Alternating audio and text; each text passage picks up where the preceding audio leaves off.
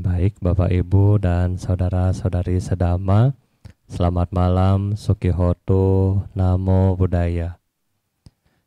Jadi pada hari ini kita akan melanjutkan latihan meditasi kita yang Bapak Ibu sudah berapa bulan ya kita melatih. Dan sebelum Bante mulai, Bante mau tanya dulu ya. Selama berapa bulan Bapak Ibu sudah latihan, ya kan? Sekarang ada nggak kira-kira perubahan di dalam batin dari Bapak Ibu? Ya, misalnya dulu yang nggak bisa tenang, sekarang sudah bisa tenang. Terus dulu mungkin yang suka ngomel, sekarang sudah lebih baik. Dulu yang suka pikirannya kesana kesini, sekarang lebih baik. Dulu yang suka tersinggung, ya kan? Sekarang lebih baik. Ya, kira-kira bagaimana Bapak Ibu? Ya, apakah ada perubahan atau enggak? Ya, jadi kenapa kita harus mengalami perubahan? Karena di dalam Manggala Sutta yang biasa Bapak Ibu bahas baca setiap malam, disebutkan bahwa berkat jasa-jasa kehidupan yang lampau menuntun diri ke arah yang benar, maka itulah berkah utama.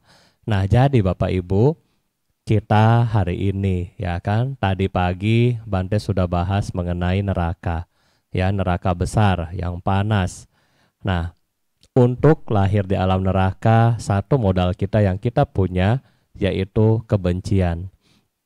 Dari kebencian banyak sekali kejahatan-kejahatan yang akhirnya berubah, ya. Dari benih kebencian akhirnya terjadi pembunuhan, terjadi ingin membuat orang celaka, membuat orang istilahnya menderita, disiksa dan seterusnya.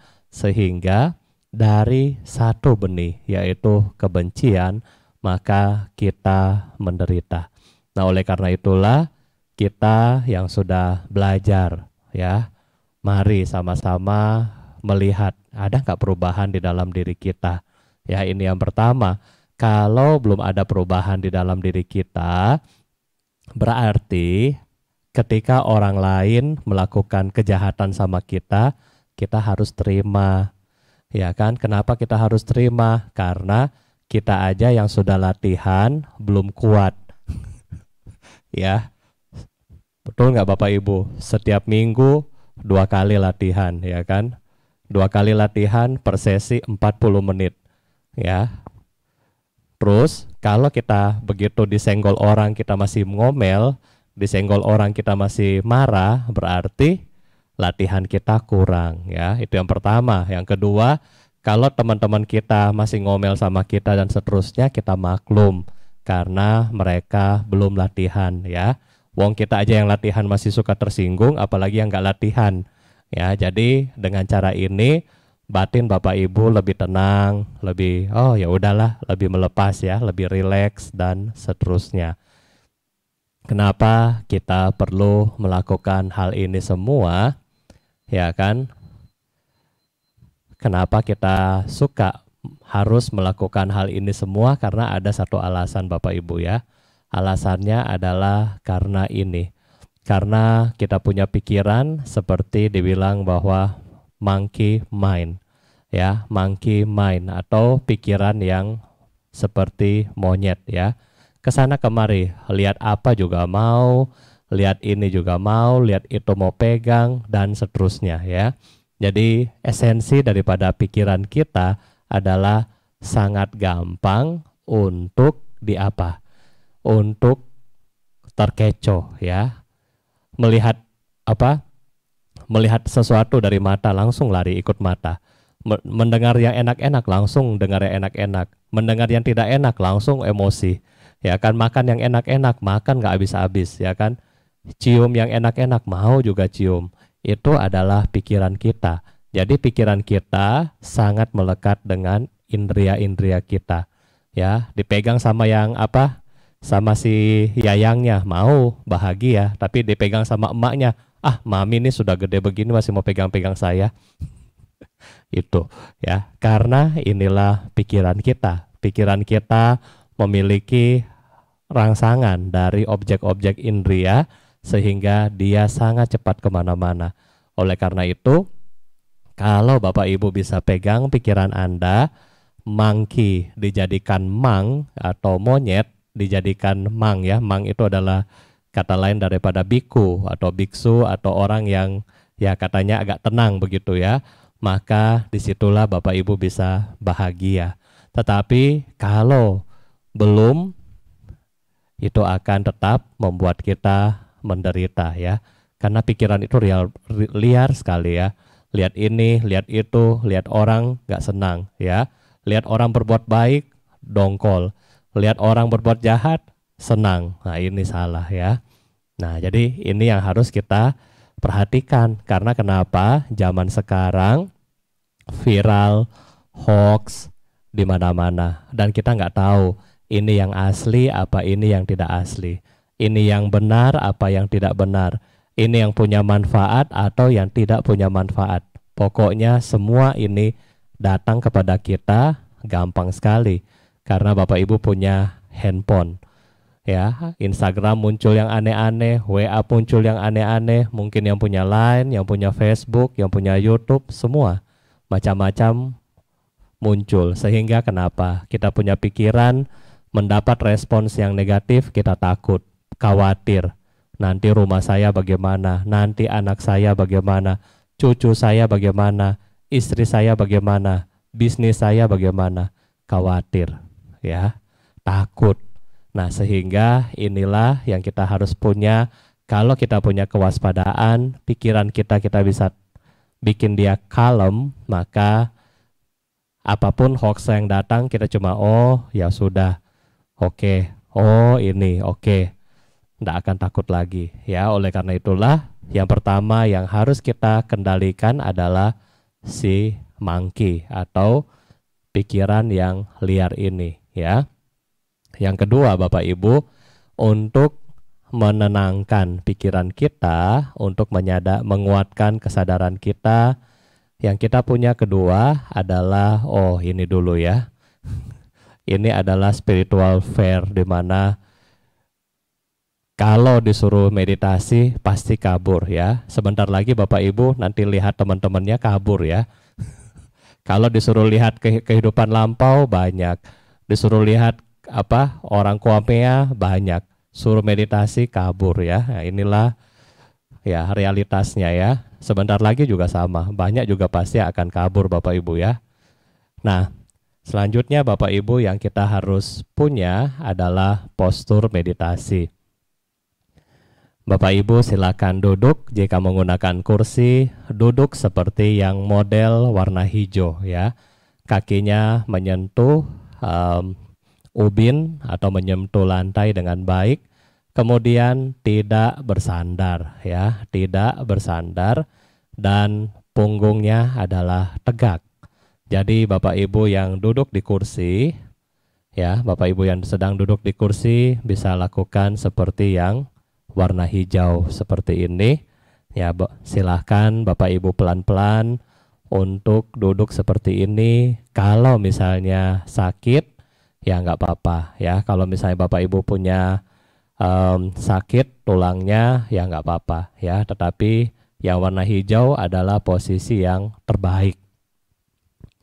Yang kedua adalah kalau Bapak Ibu yang sedang duduk di bantal ya, di bantal atau di lantai, Bapak Ibu bisa mengikuti yang seperti ini. Ada beberapa macam yang Bapak Ibu bisa pilih salah satu ya.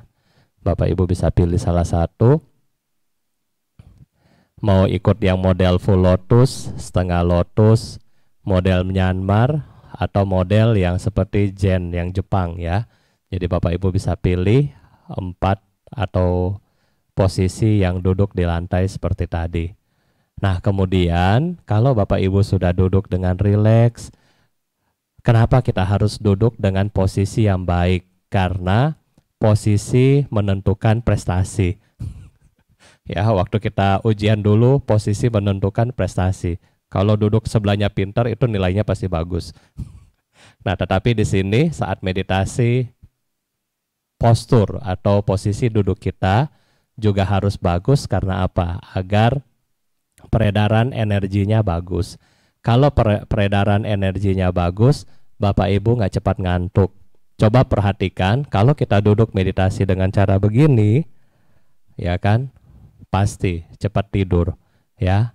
Kalau juga begini, pasti juga nggak tenang.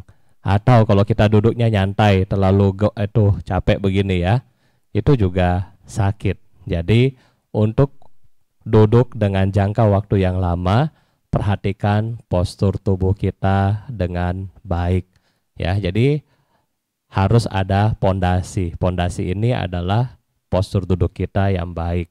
Dan selanjutnya yang kita harus perhatikan adalah selain posisi duduk adalah 7 posisi ini Bapak Ibu ya. 7 postur ini yang kita harus punya, yaitu posisi kaki. Anda dapat memilih 3 jenis ya, 3 jenis. Tangan Bapak Ibu bisa lipat di atas pangkuan paha atau bisa bikin ketemu ya, bikin ketemu.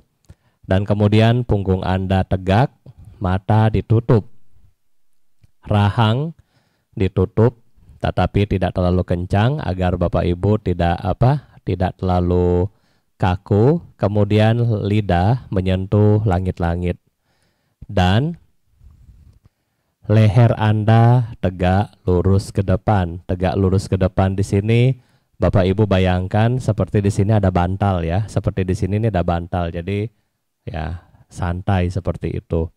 Nah, kalau Bapak Ibu sudah memiliki postur yang baik, nah saat ini kita akan membangkitkan motivasi. Motivasi untuk apa? Untuk kita memulai meditasi. Sekarang kita duduk dengan rileks sesuai dengan postur tubuh yang tadi.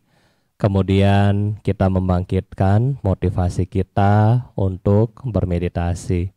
Kita bermeditasi karena kita mau bebas dari penderitaan-penderitaan di alam samsara. Tadi kita sudah nonton, kita sudah belajar mengenai keadaan-keadaan di alam neraka. Ternyata di sana mereka sangat menderita ya. Menderita karena digoreng, dibakar, disiram air, bukan air, perunggu yang meleleh yang begitu panas, ditusuk dan seterusnya. Kemudian kita juga bebas ya, bebas dari neraka setidaknya untuk hari ini. Dan kita juga melihat penderitaan di alam-alam yang menderita lainnya seperti alam peta atau alam hantu kelaparan yang dimana mereka tidak memiliki makanan, minuman untuk mereka makan. Kita bersyukur kita bebas dari alam peta hari ini, dan di alam berikutnya adalah alam hewan di mana mereka menderita karena ketakutan akan diburu, dimangsa, kekhawatiran, takut, kedinginan, takut dipotong, kepanasan, takut anaknya diambil, dan seterusnya. Hewan mereka menderita karena kebodohan mereka, dan akhirnya mereka seringkali menderita, dan penderitaan mereka kita bisa lihat di dalam kehidupan sehari-hari. Oleh karena itulah kita bersyukur saat ini kita tidak terlahir di tempat yang seperti itu. Selanjutnya adalah alam asura, di mana mereka menderita karena rasa iri hati, rasa benci, sombong, angkuh, dan seterusnya. Kita melihat kalau orang yang iri hati, wajahnya pasti jelek.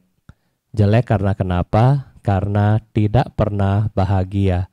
Hidupnya hanya melihat orang lain dan hanya melihat sisi jelek daripada orang lain. Oleh karena itulah hidup mereka sangat-sangat menderita. Walaupun mereka dekat dengan alam dewa, tetapi karena memiliki sifat demikian, mereka sangat-sangat menderita. Oleh karena itulah kita bersyukur empat alam ini kita bebas setidaknya untuk saat ini. Oleh karena itu, kita memiliki kesempatan yang baik untuk meneruskan kebebasan dari kita, untuk mempertahankan kebebasan, untuk mempertahankan posisi Anda sebagai manusia di masa mendatang. Oleh karena itulah hari ini kita datang di sini, kita berkumpul di sini untuk melatih Dhamma. Kita melatih Dhamma agar mempertahankan posisi sebagai manusia dan juga untuk kebebasan pencapaian agung di masa mendatang. Hari ini kita bersyukur Tathagata sudah menunjukkan metode agar terbebas dari samsara. Salah satu metodenya adalah bermeditasi, dan bermeditasi yang diajarkan yang kita akan pakai pada hari ini adalah meditasi cinta kasih. Kembangkan niat yang positif, niat yang baik. Kita melatih meditasi ini demi kebahagiaan semua makhluk dan pada akhirnya demi kebahagiaan diri kita sendiri. Kembangkan motivasi seperti ini sambil Bapak Ibu rileks, dan kemudian perlahan-lahan Bapak Ibu mengembangkan cinta kasih kepada diri kita sendiri, yaitu dengan mengucapkan semoga saya berbahagia, bebas dari penderitaan, bebas dari kebencian, bebas dari penyakit, bebas dari kesukaran. Semoga saya dapat mempertahankan kebahagiaanku sendiri. Semoga saya berbahagia, bebas dari penderitaan, bebas dari kebencian, bebas dari penyakit, bebas dari kesukaran. Semoga saya dapat mempertahankan kebahagiaanku sendiri. Semoga saya berbahagia, bebas dari penderitaan, bebas dari kebencian, bebas dari penyakit, bebas dari kesukaran. Semoga saya dapat mempertahankan kebahagiaanku sendiri. Kita mulai latihan meditasi ini dengan mengulangi kata-kata yang di atas, tetap sadar dan rileks. Meditasi sesi pertama kita mulai.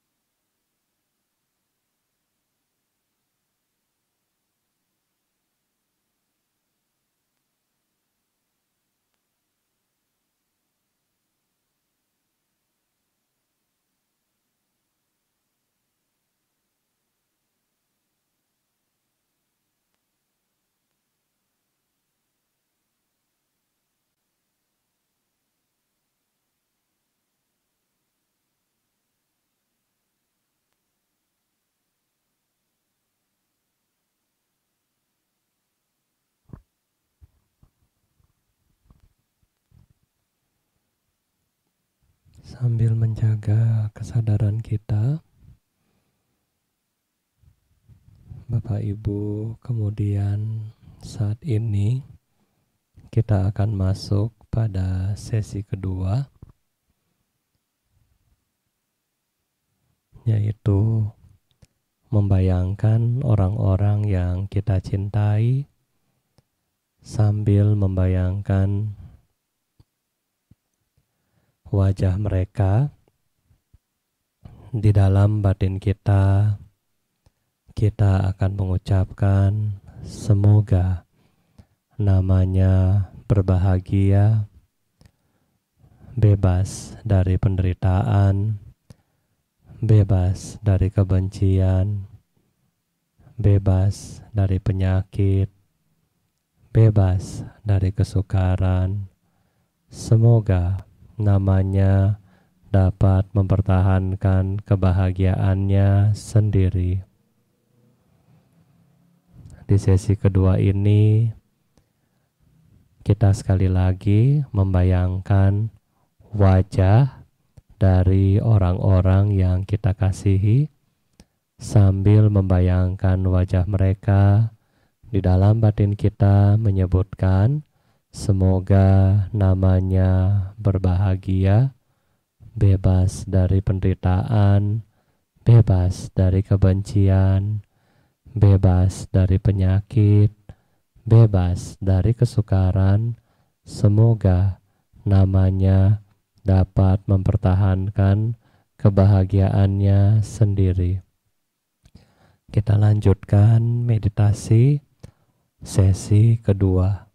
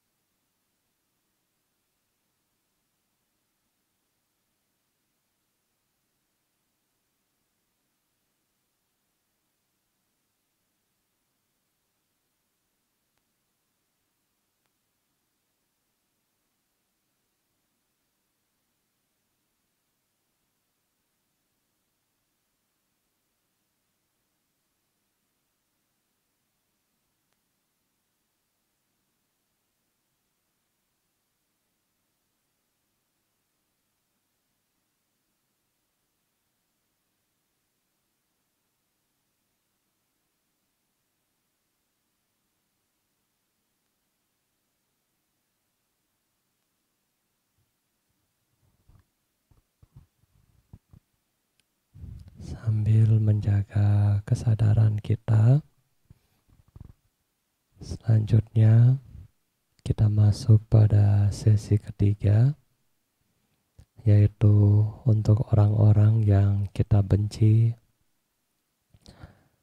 mereka-mereka yang membuat Anda jengkel, kesel, sakit hati, dan seterusnya. Sambil membayangkan wajah mereka, kemudian kita menyebutkan di dalam batin kita, semoga namanya berbahagia, bebas dari penderitaan, bebas dari kebencian, bebas dari penyakit, bebas dari kesukaran. Semoga namanya dapat mempertahankan kebahagiaannya sendiri. Semoga namanya berbahagia, bebas dari penderitaan, bebas dari kebencian, bebas dari penyakit, bebas dari kesukaran. Semoga namanya dapat mempertahankan kebahagiaannya sendiri. Kita lanjutkan meditasi sesi ketiga.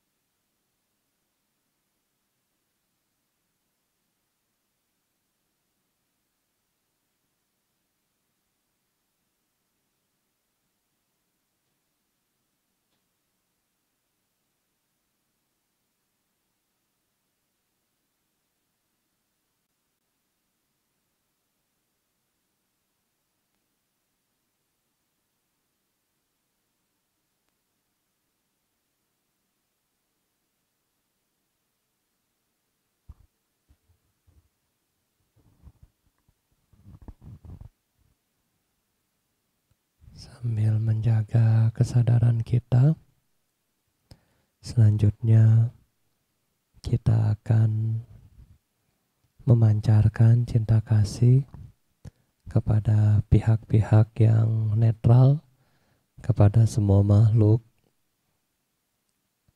dengan mengucapkan semoga semua makhluk berbahagia, bebas dari penderitaan, bebas dari kebencian, bebas dari penyakit, bebas dari kesukaran.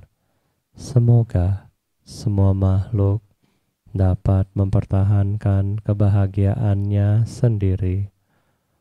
Semoga semua makhluk berbahagia, bebas dari penderitaan, bebas dari kebencian, bebas dari penyakit, bebas dari kesukaran.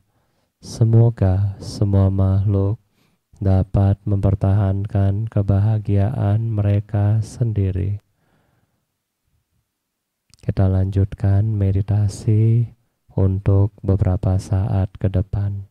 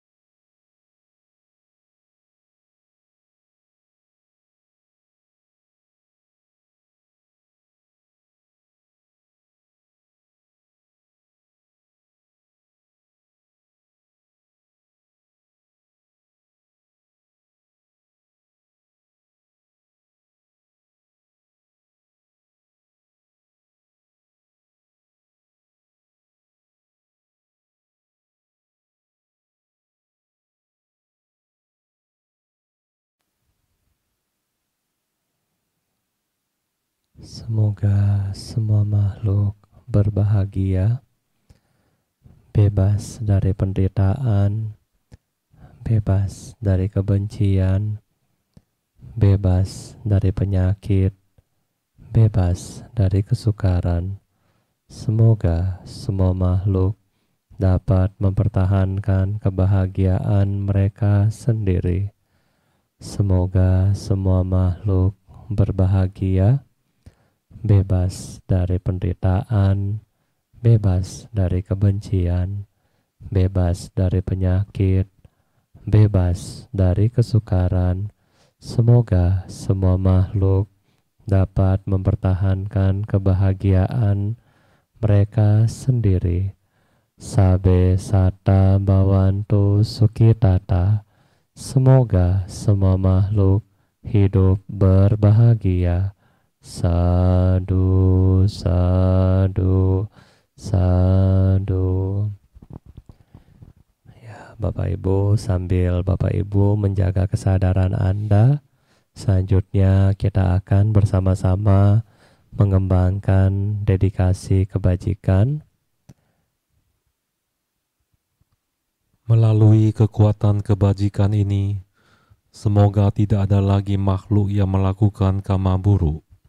Semoga yang lapar dapat memperoleh makanan, yang haus memperoleh minuman, yang telanjang memperoleh pakaian, yang sakit memperoleh obat-obatan, yang tidak memiliki tempat bernaung, semoga memperoleh tempat bernaung. Semoga dengan kondisi tersebut, semua makhluk memiliki potensi untuk belajar praktek dan merealisasi Dhamma hingga tercapai pencerahan tertinggi Nibbana. Melalui kekuatan kebajikan ini, semoga para sanak keluarga yang masih hidup maupun yang telah meninggal,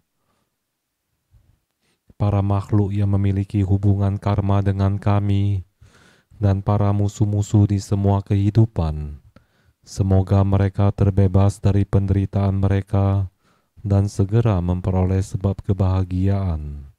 Dengan perlindungan dari para Buddha, Dhamma, Arya Sangga dan para Bodhisattva, semoga semua kebahagiaan, kesejahteraan, kesehatan dan usia senantiasa bertambah.